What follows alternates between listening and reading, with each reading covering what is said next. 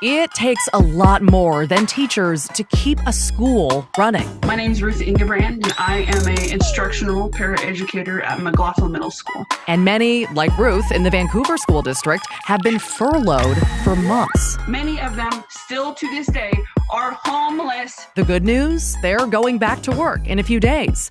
The bad news, they probably won't see any income until late February. How is Portland City Hall like an irresponsible 20-something? You'd have to ask Commissioner Chloe Eudaily in tonight's Quote of the Day. And Oregon wasn't always the environmental haven it is now. But a trip down the KGW vault shows us the moment everything changed for the greener. Never take your abundance for granted. Here's the story. There it is. There's the flowery handwriting. Gotta love it. Hey, everybody. Welcome to The Story without Dan Haggerty. He's just reveling in some extra time off. Don't worry. And frankly, he's also taking some time off Twitter, which is kind of what mentally healthy people do. But for those of us not in that group, including yours truly, Maggie Vespa, hit us up. Use the hashtag #HeyDan. You can email the story at kgw.com. You see what we did there? Or you can message Dan or me on Facebook. All of the above work, and we respond to your comments throughout the show. And we also often use your questions to kind of drive our coverage here on The Story. So our team is waiting right now for your input, so just fire at will, okay? Let it happen. And with that, let's start the show. And we do want to kick things off with Congress. And for that, we apologize. But seriously, in about a week, if you make less than $75,000 a year, you could get some extra money in your checking account thanks to some new COVID relief passed on Capitol Hill. How much money, you ask? It's a good question. Because now, if you watch the show, you know that we don't like to spend a ton of time talking about national news. NBC Nightly News just wrapped up. They do a way better job of reporting on that than we ever could. But we thought it would, we need further explaining, if you will, how all this additional relief and stimulus could work, considering it affects most, if not all of us. So if you've done the smart thing and you've taken a break from news for the holidays, first of all, welcome back. And second of all, here's a quick catch up. Yesterday, after a brief standoff with lawmakers, President Trump begrudgingly signed a bill approving $900 billion in COVID-19 aid. And I say begrudgingly because days earlier, he blasted leaders for only including a $600 one-time stimulus check. He said he wanted that one-time payment, there it is, to be $2,000, $2,000. And then that's when things kind of got weird, because suddenly Democrats and President Trump, they were on the same page. What? Democrats also wanted $2,000 stimulus checks, and Republicans in Congress were now the odd party out wanting the smaller checks, which brings us to today, when the House of Representatives passed a bill increasing those one-time payments to $2,000 like the president asked.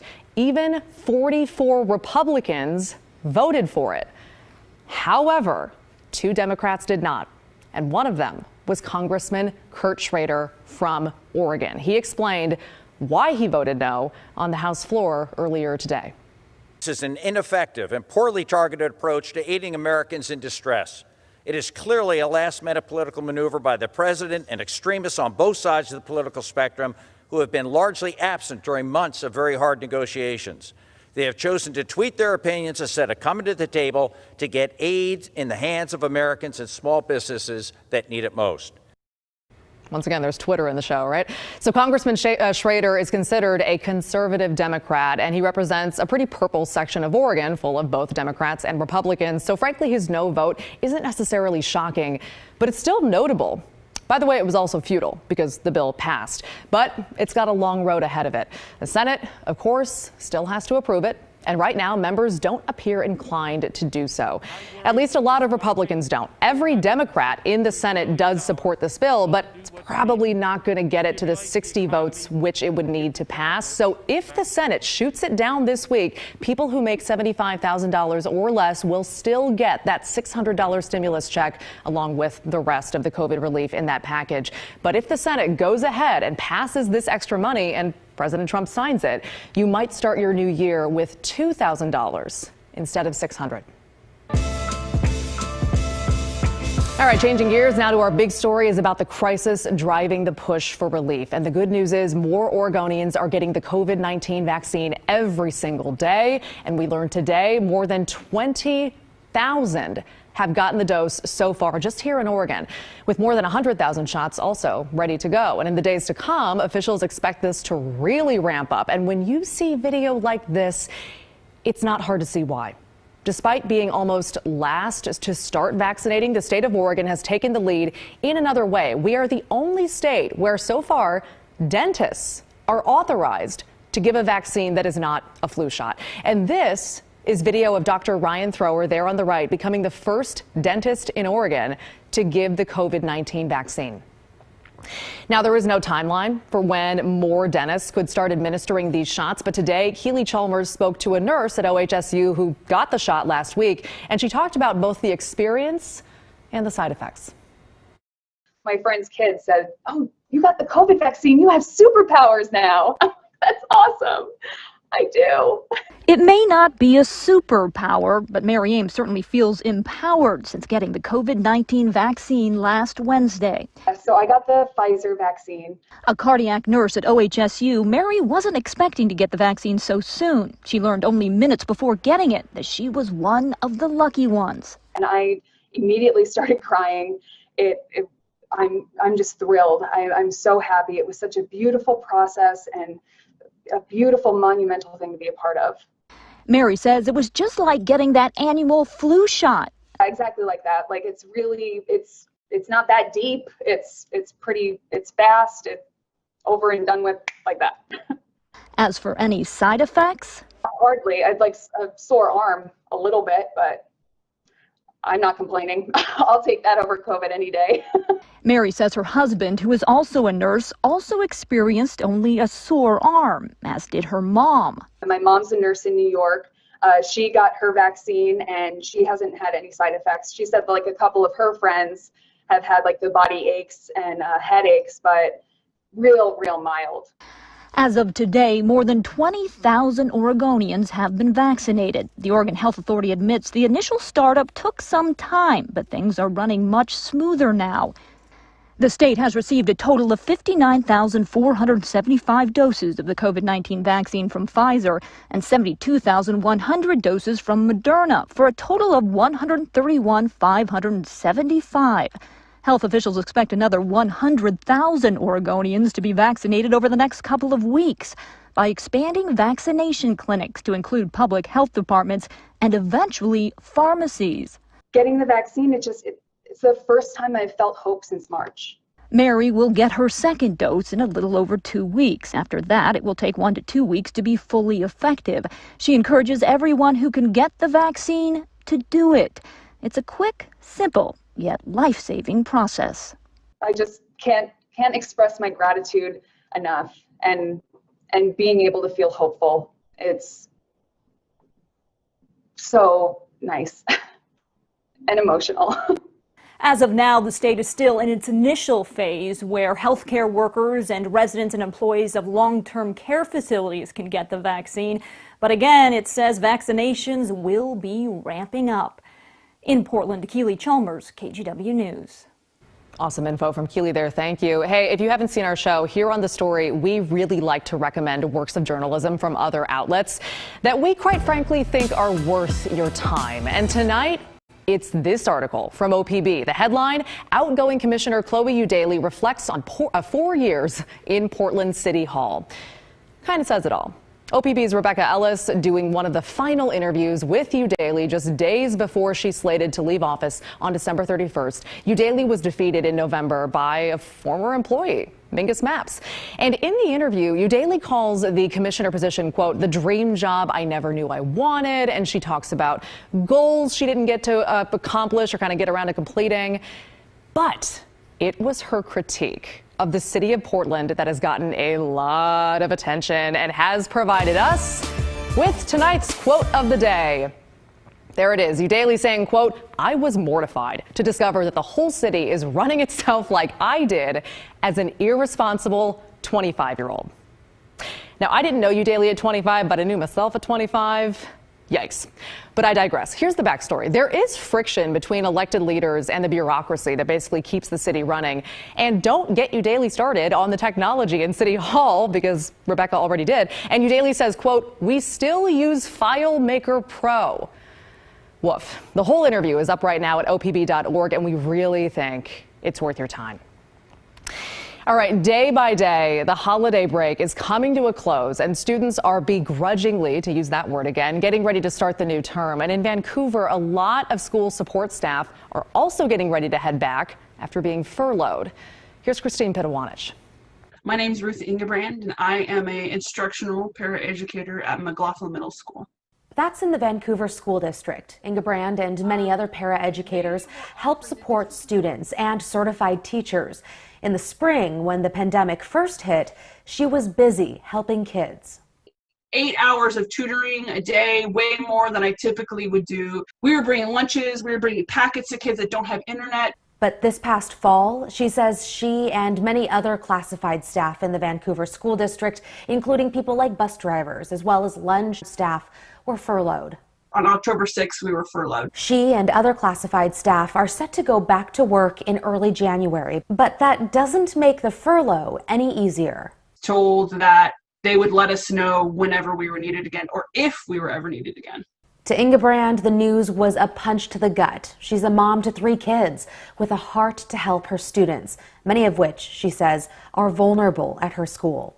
These moms are bringing me tamales, asking me to tutor their kids, and I'm like, of course I will. Let's wear a mask. And with family birthdays in October and November, as well as the holidays, things became stressful financially. Paraeducators make less than $17,000 a year, okay? And now on unemployment, I make about $200 a week, which is even less. But Ingebrand says she's fortunate with a husband who is able to work. She says the furlough has put other paraeducators in worse situations. A lot of paraeducators are single moms or single dads, and they lost their homes. Many of them still to this day are homeless in their cars with their children with college degrees. She says the district has about $34 million saved up, and that money could have helped keep classified staff working. We asked Vancouver Schools about it. A spokesperson said most of that money was already earmarked to go elsewhere. Ingebrand says, of course, she is excited to see and help her students again, but she is concerned about safety since she and other paraeducators will be physically working inside buildings with small groups of students. But the district says it's following all health and safety protocols. In addition, she says it'll be tough financially for a little while longer. She says because of pay scheduling, she and others won't be seeing a paycheck until late February. Christine Pitawanich, KGW News. All right, so another thing that we love to do here on The Story is take a little trip down into the KGW vault. Sorry for doing this. KGW has been a part of the community since the 1950s, so we frankly have a lot of old video. It's fun to look through, and on November 21st, 1962, we aired an hour-long documentary called Pollution in Paradise, produced by a gentleman you may know named Tom McCall. 5 years later, Tom McCall, of course, went on to become Oregon's 30th governor. And because of the documentary's themes, because a lot of them are so relevant, we wanted to take a trip back into the KGW vault and revisit Pollution in Paradise. Clean water and clean air are imperatives of life itself. They are central to our agricultural and industrial economy, to our recreation, and to our ability to grow as a healthy and prosperous nation. Unchecked pollution of water and air could menace the very foundations of our society, and in many parts of our nation, the threat is more actual now than prospective. More pressures to pollute will intensify as our population moves toward the 200 million mark and our country penetrates deeper into what is in effect a second industrial revolution. There is still an America that is wild and clean and beautiful. But there is also a dying dream of America where the waters are poisoned by the wastes of man and the breeze is strangled by the fires and fumes of civilization. No part of America still retains more of nature's original work than the state of Oregon, a paradise for those who treasure the unspoiled in sight, in smell, and sound. But who are these foul strangers in Oregon's paradise? At scores of such places along the rivers of Oregon where filth-loaded water pours from cities and from factories, the scrap fish gather, and their presence betrays water made sick and weary, water in which only the scavenger thrives. Oregon, the verdant land, where 1,000 streams bring water plentiful and clean and make possible a bounty that a nation must envy. But raw sewage on a suburban street breeds disease like hepatitis and serves shocking notice that the days of paradise may be numbered. The air of Oregon can be as sweet and fresh as its waters, but the very jobs they draw soil the air above and the waters below in numbers and ways faster than present planning and prevention can match. In government and in industry, men and dollars are put to work to keep Oregon's advantage. But in many places and in many ways, the effort is not enough, so that filth fallout costs you dollars and health.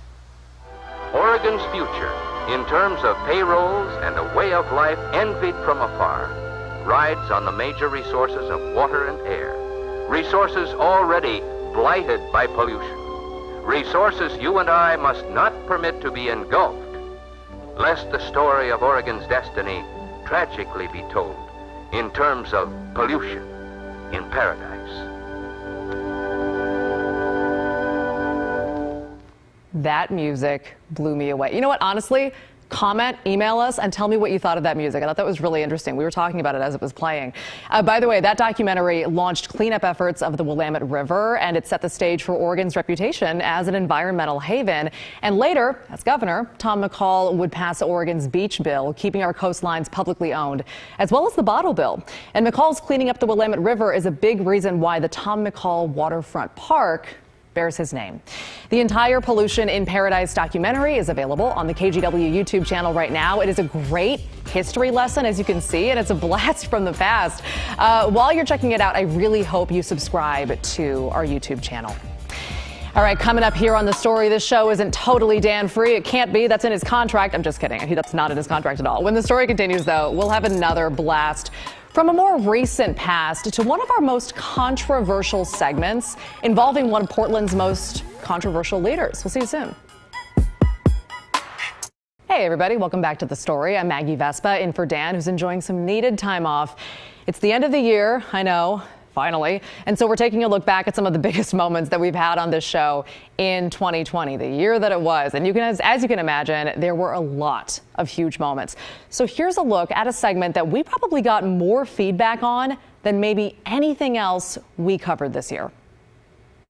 We get blown away every night by how many people jump in and join the conversation. It seems to grow week to week to week. But I was especially blown away last week by how many of you contacted us about one story in particular. Sean Waltz emailed last Tuesday, Dan, I just heard about Joanne Hardesty giving a Lyft driver a hard time. She's an embarrassment to Portland and Portland City Council. Robbie Ago, Commissioner Hardesty is a hypocrite. She wants to defund the police, yet when she wants a Lyft driver to break the rules and he won't, she calls the cops. I hope you actually will ask about it. Pete said, you going to mention Joanne Hardesty's behavior with the Lyft driver?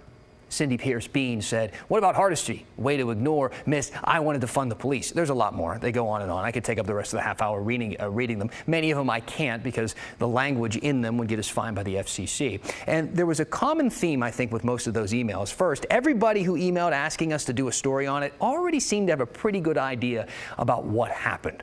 Portland Commissioner Hardesty was at A&A Casino in Ridgefield. She called a Lyft driver to go home, got upset because the driver had the windows cracked to keep the air flowing. That is a COVID precaution. Hardesty got mad because he wouldn't roll them up, so he ended the ride early at a gas station off the freeway, and she called 911. I'm not getting out of the car in the dark at a filling station. Not happening. All because I asked him to put the window up, but I'm not leaving. He says I have to get out of his car. Or he's calling the police, so I decided to call for him. Okay. I mean, technically it's his property and you have a civil agreement. There's no crimes involved. Well, he said he was calling the cops. I told him he's not going to leave me on the. It's not a crime to call the cops. Well, I mean, I could have the officer. What was that? I said, I am not going to allow him to leave me on the side of the road. I paid for a ride, and he canceled it. He says he canceled it. So I'm just going to sit here until he sends me another ride. All right, that's the gist. That's the 911 call, most of it anyway. I feel like we're kind of on the same page right now. But again, I feel like everybody who emailed in kind of already knew that part of it. I mean, the Oregonian, Portland Tribune, even KGW, we all covered the story last week. Every fact was well documented, easy to find, very clearly told. Behind the scenes, we talked about covering this story here, the team on the story. We said, should we do this? How would we do it? But we decided ultimately that we really couldn't bring anything new to the table that you didn't already know. Yet so many viewers like Pat and John kept emailing and said, are you going to wade in or deep end dive on Hardesty's chaotic evening with Lyft? Just curious. And that's when I started thinking that maybe some of you don't just want the facts, but you wanted to get my take on it, hear what I had to say. So, okay, here's my take. I think it's a TMZ story with a clickable headline, and depending on how you write it and read it, it paints Commissioner Hardesty as petty and a hypocrite. And I have no doubt, if you ask me, my personal opinion, it was very petty. And for anyone who's on the fence with that, if you get into a stranger's car, a Lyft or an Uber during a pandemic, and they ask you to crack the windows so they don't get sick, be a good person and crack the windows. Chilly air is not going to hurt you. They are risking their health and safety to make ends meet, and the other person is getting a ride home from a casino. And while there's nothing wrong with that, one does carry a little bit more weight. And for the record, if you've ever worked in the service industry, know the customer is not always right, especially when the discussion revolves around not catching a deadly virus. But if you want to call her a hypocrite for calling 911, be careful with that one. And trust me, I know it's enticing to jump into that, right? After all, she wants to defund the police, routinely tells them they're doing a bad job, and has acknowledged before that people often call 911 when they shouldn't. That night, she requested police to come even after the dispatcher said that there was no crime. But she was afraid to be left alone. And Hardesty herself gives us some insight into why she felt that way last week during a city council meeting on Thursday. Recently, you've read articles about me and a Lyft driver. Another example of being Black in America and being put in a position where I have to be the one to look out for my personal safety. Didn't expect the Lyft driver to do it, certainly didn't expect the police to do it. It was my responsibility to make sure I got home safe, and I did everything I could to get home safe. Where you're living in a city where white supremacists are proudly riding around in their big trucks with their flags, and you're a Black person and somebody wants to put on the side of the road at night, not going to happen. Now, just because I haven't done this story on TV doesn't mean I haven't been paying attention to it or had conversations in my personal life about it. And this is the part of my thought process where I do lose a few people, because it's tough to put them in compartments here. But I want you to forget about the petty argument that got her in that 911 call situation and simply discuss the reason for the call once the driver pulled over. She was afraid of being left alone.